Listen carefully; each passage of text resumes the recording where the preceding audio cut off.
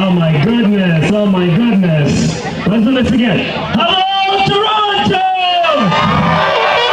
Yes and yes and yes. It's good to be with other humans. They're, like always, with all of you here. And it's very exciting to see what's happening all around the world. That's okay. There's so many people coming together. Yesterday, I was a part of the Ontario leadership meeting just west of Milton, and some of the people I know from Zoom was the first time meeting them in person. But what I shared was very important because it's relevant to what we're doing here today. When I went to my very first rally in May 2nd of 2020, that was my very first rally, and I really had no idea what I'm going to walk into and how this is going to unfold. And look at us now. Look around you guys. Look, no, I really want you to acknowledge yourself and everyone being here today, because it's very important. Because there was just a handful of us in April and May of 2020, and a lot of people were just not sure what we are up against and what are we going to be dealing with, and more importantly, how we're going to be able to handle it and do everything else. But guess what? We figured it out, and we keep doing that, and we just getting started. I want you to say it with me. We are just getting started. Let's go. Yes and yes, yes and yes. I love the chalk messages on the ground. A lot of them, thank you so much for doing that. A lot of the slogans, what we said literally over 2.5 years ago.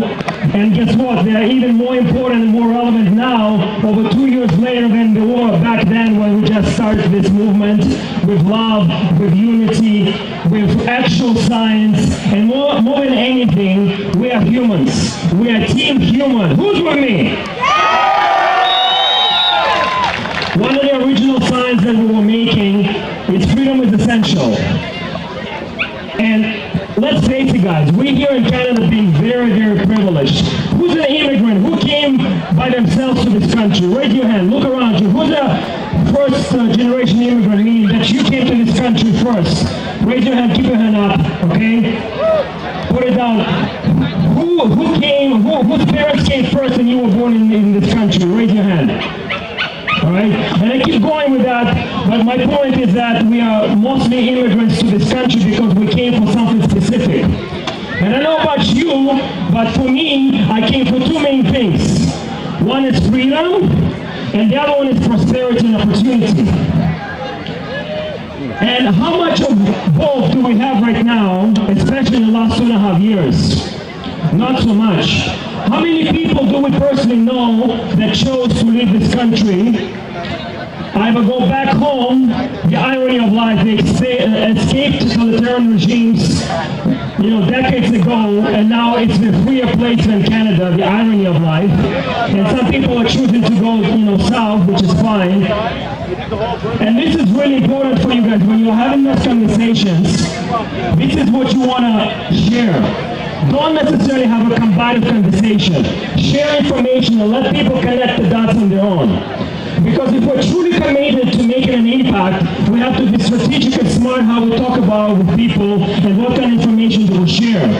So when people tell you, things are great in Canada, I don't know why you're still doing this 2.5 years later, ask them two questions. One is, how's your grocery bill? How's your grocery bill in the last 6 months? How's it in the last 3 months? And then, do you know that we have the largest amount of people fleeing this country than ever in the last 40 years? 40. That's a fact that you want them to think about it. Because when you have a discussion with people from universities and a lot of people have been brainwashed, and they try to argue with you that communism and socialism is actually a great thing, ask them one question. How many people are migrating to socialist country, and how many people are fleeing those countries? This is what very powerful to do, that when you community making an impact and making a mind shift for their minds, then you can have more people on our side, is by asking questions and let them figure it out on their own. That's what we've been doing pretty much since the beginning, right? We've been sharing information and the truth. When I started Hugs of the Masks, let's give it up for Hugs of the Masks, come on. One of the original movements, May 26th of 2020, The genesis for that movement was we are a truth education platform, meaning that we're sharing the truth and information that you don't get from the mass media and the government, and it's being censored. And then the other thing is we are a community building network of like-minded people and families coming together. And while very successful in the first few months, spreading all around the country, we had 25 chapters with people coming together in the parks, having festivals of lights, kids playing together. Imagine early on back then, kids were not even allowed to hug each other.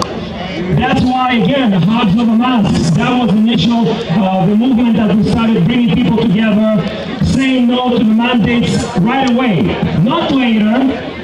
Right away, you have to hold the line and take a stand as early as possible. That's how you're able to hold the ground.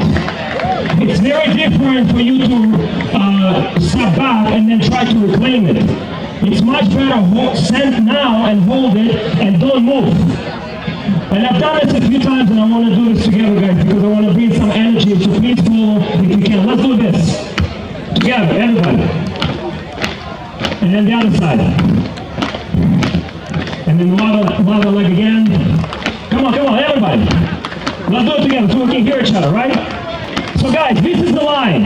This is the line that you have to hold, right?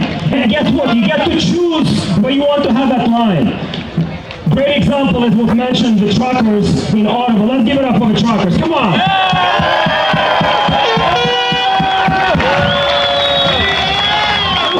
I'm very grateful that I was already in Toronto from November of last year, and then when the truckers were on the way to Ottawa, I made a choice to go to Ottawa and be there for their arrival and stay there for the whole thing as much as I can to support them. But as we all know, when the government becomes very desperate, the aggression rises as well. Right? And that's what happened, and we want them to take the bait of being violent, and we stood the ground in peace, and that's very important. But what happened is once the truckers unfortunately were pushed out and they remained peaceful, the government created a red zone, artificial red zone, where you literally on one side of the street, you had no rights. If you wave the Canadian flag, you would be tackled down by the police. By the way, the same way it was happening in Toronto in 2020, at the Adamson's barbecue, it was happening over a year before the truckers at the Dundas Square. Who was at the Dundas Square on January 21? We were trying to organize, we were essentially rally to open up the businesses, and we had SWAT teams coming and tackling the people, right? So this has been going on for a while. But I'm going to wrap it up, just give me 1 minute, guys. So what's important is that when they created a red zone, I said, whatever, I'm literally going to host the rally on the other side of the red zone. And I'm going to make a mockery of you guys, and we're going to hold it across Holocaust Memorial in the Canadian War Museum. And when we're doing that, just to expose that we have to keep going and hold the line. In summary, guys, if you want to support the work that I've been doing for the last 2.5 years, I appreciate all the effort, anything that you can do, share, get the clothing. This is very important. We are the freedom movement, and we have a freedom brand. And by being a walking billboard, like we've seen so many options, and that's great, it works. You're making a difference by not even opening your mouth, but having different messages on your clothing. So keep doing that. Keep supporting all the different brands. And if you want to pick up stuff from us, I have a booth at Downstream Merchants Market. You can come and pick up things in the week and just get a hold of us ahead of time. The last thing I want to say, we had an election for the Federal Conservative Party for Pierre Poilievre, and this is what I'm going to say. It doesn't matter which politician is in power. What truly matters is we are the people able to hold them accountable. So it doesn't necessarily matter who gets elected. We'll do what we can to put our people in place, but it's up to us to create a system to hold them accountable. And the good thing about what happened at the acceptance speech for Pierre Poilievre is that he quoted the Canadian Bill of Rights. The quote that I often say, I'm a Canadian, free Canadian. So we can see that we're making an influence.